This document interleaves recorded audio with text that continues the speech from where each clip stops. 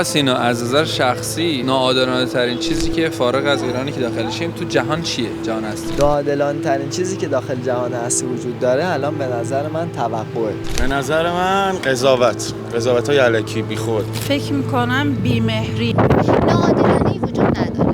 پول. ناعادلانه‌اش پول. به نظر من پارتی بازی. سلام شما. سلام مخلصی. اسم و سنتون؟ من محمد حسینم، 21 سالم. محمد حسین جان، توی سن 21 سالگی به نظر تو از نظر شخصی تو ناعادلانه ترین چیزی که تو جهان هستی وجود داره چیه؟ ناعادلانه ترین چیزی که داخل جهان هستی وجود داره الان به نظر من توقعه. آدما توقع زیادی دارن. آدما یه چیز آماده میخوان که برن سرش یا انتظار شانس دارن، یه چیزی که براشون اتفاق بیفته، شانسی. همش چیز خوب میخوان ولی براش تلاشی نمیکنن، شانسی میخوان به یه قضیه‌ای برسن. به نظر من قضاوت‌های الکی بیخود بی‌جهت ناعادلانه ترین میتونه باشه، فکر کنم. البته حالا چه چیزی به نظرت باعث به وجود اومدن مثلا این انتظارات بیخود میشه؟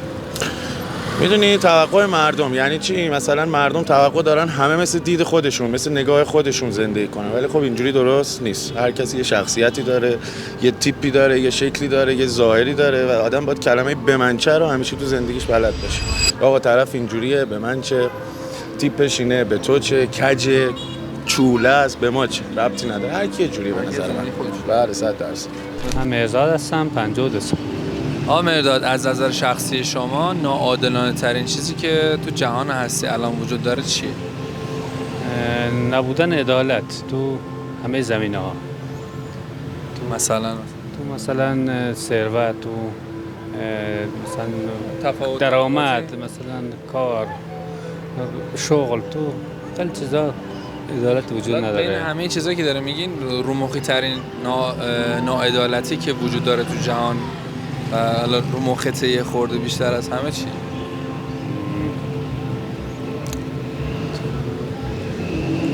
فقر است بیشتر. همون طبقاتی که وجود داره. از چه چیزی باعث به وجود اومدن این قضیه شده؟ توقع نشون دادن چیزای خوب و سوشال مدیا در همه چیزای خیلی خوب و نشونمون میدن، چه داخل تلویزیون چه داخل سوشال مدیا، ولی راه رسیدن بهش رو بهمون نشون نمیدن، فقط اون قسمت خوبش رو بهمون نشون میدن. به فکر بودن اون چیزا رو نشون میدن یا نه؟ راهش رو بهمون نشون. مثلا هم حوزه بیوتی میمونه که خیلی جاها تو حالا سوشال مدیا، تلویزیون یه چیز خیلی خفن نشون میدن ولی واقعا اصلا طرف شکلی نیست. مثلا روش کار شده چند سال. حالا به نظر چه کاری انجام دادنش یا انجام ندادنش میتونه مسئله رو حل کنه؟ انجام دادنش یا انجام ندادنش، برآورده نکردن.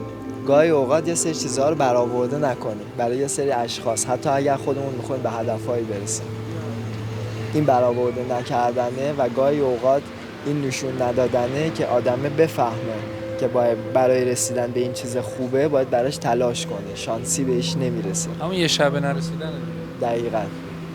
من این جمله قشنگ حالا از مهدی شجری شنیدم، یه توی که ویدیوش میگفت که تو اگر میخوای 300 میلیون رو به دست بیاری باید به اندازه 300 میلیون کار کنی، تلاش کنی. حالا هر کسی تو حوزه کاری خودش، یکی دلاله به میزان 300 میلیونه، یکی کارگر انتخابش کارگریه، با به اندازه همون تلاش کن تا بهش برسی. دقیقاً همینه. خب اوکی ویدیو بخشه. اوکی. حالا باز از نظر تو انجام دادن چه کاری یا انجام ندادن چه کاری باعث درست شدن این ماجرا میشه؟ این که همه به نظر من همه بفهمن که آقا آدما آزادن، هر کی هر جور دلش میخواد زندگی کنه، نه اینکه هر جور دلش میخواد طبق یه عرفی تا حد آزادیش بتونه همون آزادیه رو زندگی کنه. به نظر من یه عرفی داره دیگه آخه. یعنی یه سقف آزادی که وجود داشته باشه باز مردم میان نسبت به اون آزادی یه سقف پایین‌تر آره میچینن 100%. آقا مثلا میگم خب همین فقط قضاوت به نظر من که اونم تنها راهش اینه که آقا کاری به زندگی شخصی کسی نداشته باشه. به تو چه که مثلا؟ به تو چه؟ اوکی ویدیوتون بخشه. بله اوکی. به نظر شما برای که این قضیه رو درستش کنن یا بهتر بشه آدما چیکار کنن بهتر؟ باید کارهای مهمه مثلا بدن به آدمای فهمیده، آدمای با سواد، آدمایی که بفهمن کار درست انجام بدن، بتونن درست عدالت اجرا کنن، پارتی بازی نکنن، حق پاشی نکنن. اینا میشه که فاصله طبقاتی کمتر میشه. ولی اگر به همین روال باشه بدتر میشه. یعنی که پست متناسب با سواد و دانایی مثلا افراد باشه، بر اساس پارتی بازی و مثلا رفاقت و قوم و خویش بازی اینا نباشه. و فکر میکنه این قضیه تو کل جهان برقراره یا مثلا فقط حالا تو مملکت خودمون؟ اکثر جا هست ولی تو ایران خیلی بیشتر هست، چند برابر هست نسبت به بقیه جای دیگه. ولی که هم نبود قانون هست و مثلا اجرا نشدن قانون و خیلی از چیزا، نحوه آموزش شما مثلا صحیح نیست. از بچگی از بزرگسالی مثلا اگه آموزش صحیح باشه تو همه زمینه‌ها پیشرفت می‌کنیم، فرق نمی‌کنه. خب اوکی این ویدیوتون رو بزنید تو. ها اوکی ویدیوتون بپخش. سلام علیکم. سلام، اسم و سنتون؟ ندا هستم، 37 سالم. نگار خانم درسته؟ ندا خانم، از نظر شخصی تو ناعادلانه ترین چیزی که تو جهان هستی وجود داره چیه؟ نه صرفا ایران، کل جهان هستی. فکر میکنم بیمهریه، بی‌حسیه، بیمهریه، نسبت به کلا بین آدما. یعنی الان شما نسبت به دوستتون بی‌حسی بی‌مهری هستی؟ دوستم نه، شاید خانواده نه، شاید آدمای بیرون، چیزی که میبینم. آره. حالا فکر میکنید چه چیزی باعث وجود من همچین مسئله تو جهان میشه؟ توقع زیادی، دروغ، خیانت، تمام این چیزا باعثش میشه. چه کاری انجام دادنش یا انجام ندادنش باعث از بین رفتن همین بیماری یا بی‌عشقی که میگید هست میشه؟ چه کاری؟ چه کاری انجام دادنش یا چه کاری انجام ندادنش؟ نظرم قضاوت کردن. به چه علت فکر میکنن؟ چون هیچ وقت ما نمیتونیم از درونیات یه موضوع یا یه انسان یا هر چیزی اون اطلاع دقیق رو داشته باشیم که بخوایم به قول معروف به خودمون اجازه بدیم که در موردش به یه نحوی حالا صحبت کنیم، مگر اینکه بخوایم یه انرژی مثبت منتقل کنیم. به نظرت چه چیزی باعث به وجود اومدن حالا این ناعادلانه بودن قضاوت میشه؟ خب در مورد اون که گفتم بهتون، ولی خب فکر کنم در مورد این بهتون بگم که چجوری میشه کمترش کرد. اگه آدم بخواد تو مدار آگاهی قرار بگیره، خودش رو تو این مدار قرار بده، هر روز هر لحظه بیشتر یاد بگیره، از قضاوت و قضاوت کردن بیشتر و بیشتر و بیشتر میتونه فاصله بگیره. این هر چی طرف از لحاظ علمی یا اطلاعاتی قوی تر باشه از این ماجرای قضاوت کردن به دوره، میتونه دورتر بشه. آره میتونه دورتر بشه، چون انجام دادنش که خب همونه دیگه. وقتی که این کارا رو میکنن باعث اون بیمهریه میشه دیگه، خیانت و دروغه و بی‌حسیه. یه جورایی قضیه رو خیانت رو حذفش کنن یا حلش کنن؟ حلش کنن؟ فکر نکنم جدیدن بتونن حلش کنن. کلا یه روالی شده این قضیه، ترند شده به نظر چیزی که من دارم میبینم. اوکی میدونم یوتیوب. آره مشکل نداره. دو تا بحث حالا عمدتاً بولت میشه اینجا، یکی بحث درک و ادراک، یکی بحث حسه. و زمانی که آدم به مرحله حس درست و حقیقی و سالم میرسه، ناخودآگاه خودش رو ابعادی از بقیه و بقیه رو از ابعادی از خودش میدونه، در نتیجه این وحدت رو حس میکنه و با مهربونی بیشتری برخورد میکنه، اول با خودش بعد با اطرافیانش. حالا یه سال دیگه میتونم بپرسم در راجع به قضاوت که تا حالا کسی رو قضاوت کردین که حالا ناراحت متاسفانه؟ آره متاسفانه، و بابتش خیلی احساس شرمندگی داشتم و عذاب وجدان داشتم و هنوزم که هنوزا نمیتونم ادعا کنم که آقا مهدی اصلا همچین کاری انجام نمیده. خیلی دارم سعی میکنم که این کار انجام ندم، حتی توی نگاه، حتی توی فکر. و بدترین جایی که قضاوت شدی؟ بذارین نگم چون اوکی درست. اوکی ویدیوتون بذارین. آره ممنونتون. دستتون در نکنه. دریا خانم از نظر شخصیتون چه چیزی توی جهان هستی فارغ از حالا ایران و اینجور چیزا ناعادلانه است؟ به نظر من ناعادلانه‌ای وجود نداره. خدا همه چی و اونجوری که باید حالا خدا نیروی برتر هر کسی یه جوری صداش میزنه، هر کسی یه جوری میپرستش، یه نظری داره در موردش، همه چی رو آفریده کنار هم گذاشته و خودش طبق حکمت خودش داره پیش میبردش. چیزی به اسم ناعادلانه بودن وجود نداره. اگر هم پیش بیاد خود آدم‌ها دارن برای هم دیگه سختش میکنن. خب همین رو دارم میگم، یعنی چیزی نیست تو ذهنتون که به دست خود آدم‌ها من تو جهان هست؟ نه چون من توکلم صده. آره. بس چیزی ازتونه؟ نه چیزی اذیتم نمی‌کنه. ساله بعدیمون در رابطه با اینکه ناعادلانه دیگه همه چی اوکی. خب اوکی ویدیوتون پخشه. آره حتما. ناعادلانش پول خدایی بخواد حساب کنه. برای چی ناعادلانه؟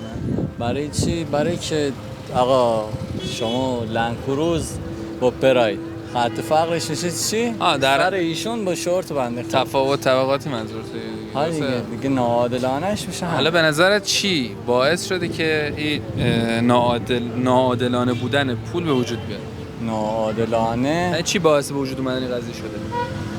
دیگه خیلی عواملا داره، ژنتیک بوده، حرفه بوده، جدی میگم آقا. طرف باباش پولدار بوده، موقعیت جغرافیایی بوده. ایران، اروپا مقابل مقایسه نی با هم. خب باز از نظر تو چه کاری انجام دادنش چه کاری انجام ندادنش باعث میشه که این قضیه برطرف بشه؟ تلاش میتونه برطرفش کنه، دست کشیدن از تلاش هم میتونه توقفش بده. آقا تو با تلاش میتونی تو حرفه‌ای که دوست داری پول در بیاری، آینده به دست بیاری برای خودت. با هدف نداشتن اینا هم آینده خودتو خراب میکنی و به پول نمیتونی برسی. لیلا خانم از نظر شخصیتون ناعادلانه ترین چیزی که تو جهان هستی فارغ از حالا ایرانی که داخلشیم چی هستش؟ اختلاف طبقاتی به نظر من. همونی که مثلا یه نفر خیلی پول داره یه نفر مثلا خیلی فقیره. حالا به نظر شما چه چیزی باعث به وجود اومدن همچین وضعیتی میشه؟ همون دیگه چی باعث شده؟ به نظر من مدیریت اجتماعی دیگه. مدیریت اجتماعی؟ حالا از نظر شما مدیریت اجتماعی چه کاری انجام دادنش یا چه کاری انجام ندادنش باعث میشه که حالا اختلاف طبقاتی یا این فقره یه جوری کم رنگ تر بشه؟ مثلا الان بذارید من مثال بزنم، سوال شما رو اینطوری میتونم جواب بدم. مثلا بچه من پشت کنکوره، الان بچه من داره شبانه روز درس میخونه، حالا با داشتن و نداشتن و همه چی من داره میسازه درس بخونه. فردا که بچه من کنکور داد، فلان بچه‌ای که از نظر مالی تامینه تو مدرسه خوب درس خونده، به حساب ما بهش میگیم میره سالا رو میخره یا میره صندلی کنکور رو میخره. اونی که وضع مالیش بهتره پیشرفتش از بچه من بهتره. یه جورایی اون قضیه که با پول پله ها رو سریع‌تر میره. میگنم همچین چیزی نیست ولی دقیقاً نه هست. من اوکی من قضیه رو تاکید میکنم. حالا اینم هست مثلا کسی که پول داره میره کلاسای بهتر شرکت میکنه با استادای بهتری، حالا مهارت بهتری هم به دست میاره. یکی از دوستان میگفتش که بچه‌مو گذاشتم یه پانسیون تهران، خونش برازجونه، بچه‌شو گذاشته یه پانسیون تهران. بعد این میگه که خود پانسیونه اینا رو 2 ساعت 3 ساعت قبل از این که بخوام برن آزمونا رو بدن، آزمونا رو شرکت کنن، آزمونا اینا دیگه نهایی هستش.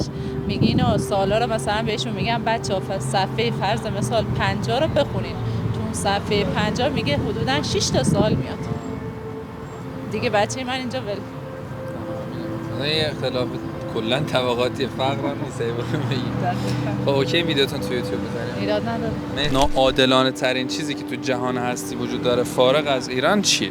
دزدی، فقط دزدی، فقر، بدبختی، نداری، اینا هست که میاره فقر رو. همه جای دنیا، نه ایران، همه جا هست. به نظرت چه چیزی عامل به وجود آورنده این ناعادلانه بودن چیزی که شما میگی است؟ مدیریت نادرست. مدیریت درست باشه اتفاقا پیش نمیاد. هر کاری، هر شغلی فرق نمیکنه. حتی راننده تاکسی، حتی پیک سواری فرق نمیکنه.